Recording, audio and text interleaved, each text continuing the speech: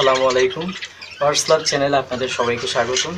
আমি মোর্শেদ। আজকে আমি আপনাদেরকে দেখাবো কিভাবে বুঝবেন আপনার বাজরিকা পাখি ডিম দেওয়ার লক্ষণ। অনেক পাখাল বন্ধুরা আছে যারা এখনও নতুন অবস্থায় বুঝে না বাজরিকার পাখি কখন ডিম দিবে এবং ডিম দেওয়ার আগে কি কি লক্ষণ দেখাইতে পারে। তো আজকে আমার এই ভিডিওটি ওই টপিক নিয়ে শুরু করতে যাচ্ছি। তো বন্ধুরা, যারা নতুন অবস্থায় পাখি পালা শুরু করছেন তাদের একটাই অনুরোধ করব, যারা আমার এই চ্যানেলে এখনও সাবস্ক্রাইব করেননি এখনই সাবস্ক্রাইব করে নিন। চিন্তায় আছেন কবে ডিম দিবে? নিয়ে নিন সমাধান। শেষ পর্যন্ত দেখার অনুরোধ রইল।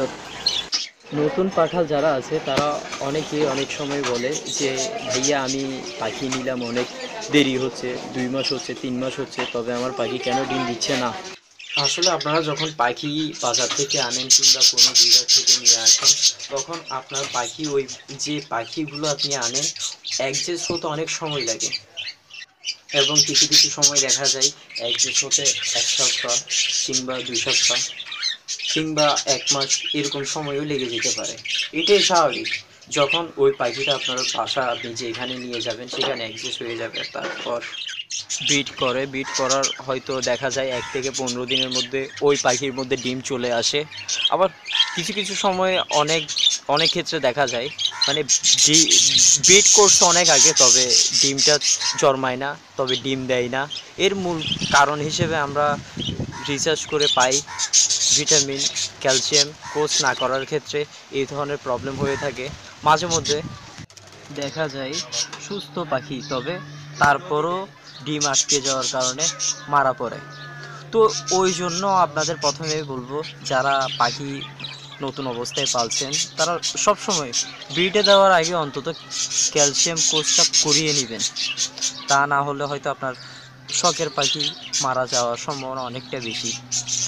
অন্যদিকে আপনারা ভালো করে লক্ষ্য করলে ভিডিওতেই দেখবেন যে মেল পাখি আর ফিমেল পাখির মধ্যে অনেক তফাৎ। এখন বর্তমানে ফিমেল যে ডিএফ আপনারা দেখছেন ফুল বডি সাদা, ওইটা ভালো করে দেখেন তলপেট বুকের নিচে ডিমের জায়গায় ফুলে আছে। এটা খুব জলদি ডিম দিবে, আপনারা ভালো করে দেখুন। দেখা যাবে হয়তো 2-1 ঘন্টা কিংবা সর্বোচ্চ 1 দিনের মধ্যেই এই সাদা পাখিটি ডিম দিতে সক্ষম হবে।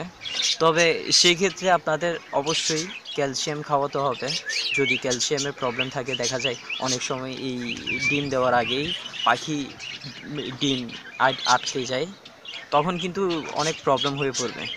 হয়তো আপনার পাখি আপনি যদি জানেন কিভাবে বাইর করতে হবে তাহলে ফাইন, আপনার পাখিটা বাঁচবে। তবে যদি না জেনে থাকেন, অবশ্যই আপনার ভিটামিন কোর্স করাতে হবে।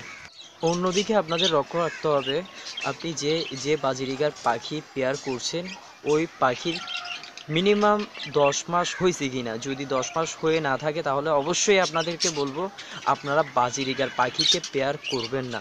যদি করেন তাহলে হয়তো দেখা যাবে ডিম দেওয়ার সময় বাজিরিগার পাখি ডিম আটকে মারা যাওয়ার সম্ভাবনা বেশি।